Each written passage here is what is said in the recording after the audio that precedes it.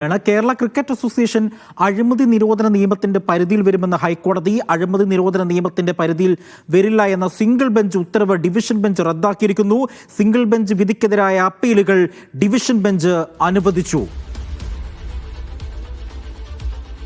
KCAക്ക് തിരിച്ചടി എന്നുള്ള ഏറ്റവും പ്രധാനപ്പെട്ട വാർത്തയാണ് ഈ ഘട്ടത്തിൽ വരുന്നത്. അതായത് കേരള ക്രിക്കറ്റ് അസോസിയേഷൻ അഴിമതി നിരോധന നിയമത്തിന്റെ പരിധിയിൽ വരുമെന്ന് ഹൈക്കോടതി പറഞ്ഞിരിക്കുകയാണ്. അഴിമതി നിരോധന നിയമത്തിന്റെ പരിധിയിൽ വരില്ല എന്ന ഹൈക്കോടതി സിംഗിൾ ബെഞ്ചിന്റെ ഉത്തരവ് ഡിവിഷൻ ബെഞ്ച് റദ്ദാക്കി എന്നുള്ള ഏറ്റവും നിർണായകമായ വിവരം അഹമ്മദ് മുജ്തബയാണ് കൊച്ചിയിൽ നിന്നും റിപ്പോർട്ട് ചെയ്യുന്നത്. മുജ്തബ അല്പസമയത്തിനകം തന്നെ ഈ വാർത്തയുടെ സമ്പൂർണ്ണമായ വിവരങ്ങൾ നൽകാൻ ചേരും.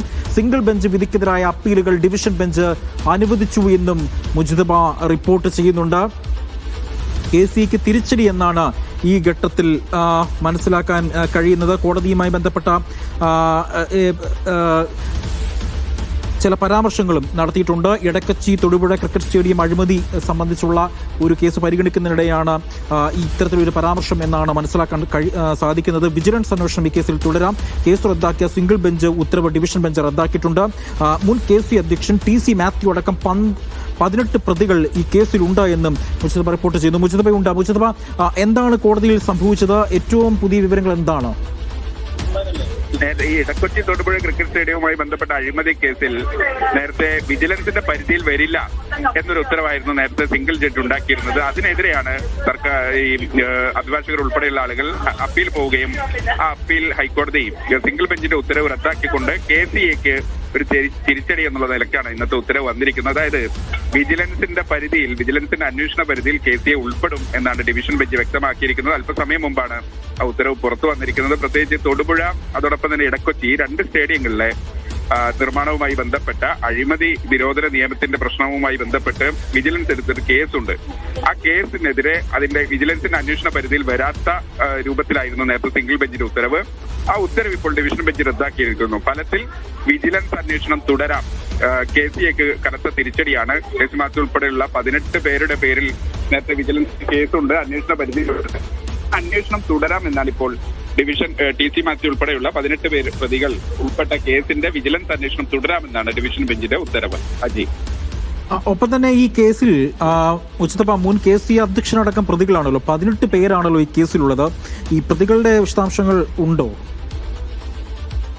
അതുമായി ബന്ധപ്പെട്ട് ഉത്തരവ് കൂടി പുറത്തു വരേണ്ടതുണ്ട്. നേരത്തെ പറഞ്ഞതുപോലെ TC മാത്യു ഉൾപ്പെടെ 18 പേർ ഈ കേസിനകത്ത് പ്രതികളാണ്. എന്തായാലും അന്ന് KCA സംബന്ധിച്ച് വലിയ ആശ്വാസമായിരുന്നു. KCA എന്ന് പറയുന്നത് ഇങ്ങനെ ഈ പൊതുസമൂഹത്തിലെ അഴിമതി നിരോധന നിയമം അതിന്റെ പരിധിയിൽ വരാത്തത് കൊണ്ട് തന്നെ വിജിലൻസ് അന്വേഷണം കഴിയില്ല എന്നുള്ളതായിരുന്നു അന്ന് അവരുടെ വാദം.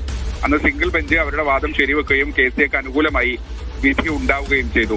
ആ വിധിക്കെതിരെയാണ് അഭിഭാഷകർ ഉൾപ്പെടെ അത് ചലഞ്ച് ചെയ്തുകൊണ്ട് KCAയിൽ ഇത്രയധികം അഴിമതി നടക്കുന്ന ഒരു സാഹചര്യം കൂടി ചൂണ്ടിക്കാണിച്ച് അന്ന് പ്രധാനപ്പെട്ട ചില രേഖകൾ ഉൾപ്പെടെ അതുമായി ബന്ധപ്പെട്ട് കോടതിയിൽ ഹാജരാക്കുകയും ചെയ്തിരുന്നു. ആ രേഖകൾ ഉൾപ്പെടെ പരിശോധിച്ചുകൊണ്ടാണ് കാലങ്ങൾ നീണ്ട വാദം കഴിഞ്ഞിപ്പോൾ ആ വിഷയത്തിൽ ഒരു വിധി വന്നിരിക്കുന്നത്. വിധിയുടെ വിശദാംശങ്ങൾ വരേണ്ടതുണ്ട്. പക്ഷേ പ്രഥമ ദൃഷ്ട്യാ ഇന്നിപ്പോ KCA സംബന്ധിച്ച് തിരിച്ചടിയാണ്. കാര്യം അഴിമതി നിരോധന നിയമത്തിന്റെ പരിധിയിൽ വരും എന്ന് തന്നെയാണ്. അതുകൊണ്ട് നേരത്തെ വിജിലൻസ് രജിസ്റ്റർ ചെയ്ത കേസിന്റെ അന്വേഷണവുമായി വിജിലൻസിന് മുന്നോട്ട് പോകാം. ഇനി ആ രൂപത്തിൽ അന്വേഷണം പൂർത്തിയാക്കുന്ന മുറയ്ക്ക് അതിന്റെ കുറ്റപത്രം സമർപ്പിക്കൽ ഉൾപ്പെടെയുള്ള നടപടികളിലേക്ക് വിജിലൻസിന് എന്തായാലും പോകാം.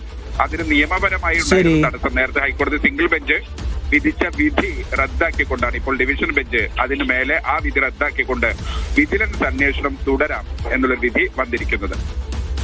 KCAക്ക് തിരിച്ചടി എന്നുള്ള സുപ്രധാനമായ വാർത്തയാണ് ഈ ഘട്ടത്തിൽ വരുന്നത്. അഴിമതി നിരോധന നിയമത്തിന്റെ പരിധിയിൽ വരില്ല എന്ന സിംഗിൾ ബെഞ്ച് ഉത്തരവ് ഡിവിഷൻ ബെഞ്ച് റദ്ദാക്കിയിരിക്കുന്നു. ആ വാർത്തയുടെ പൂർണ്ണ വിവരങ്ങളാണ് നൽകിയത് മുജ്തബ കൊച്ചിയിൽ നിന്നും.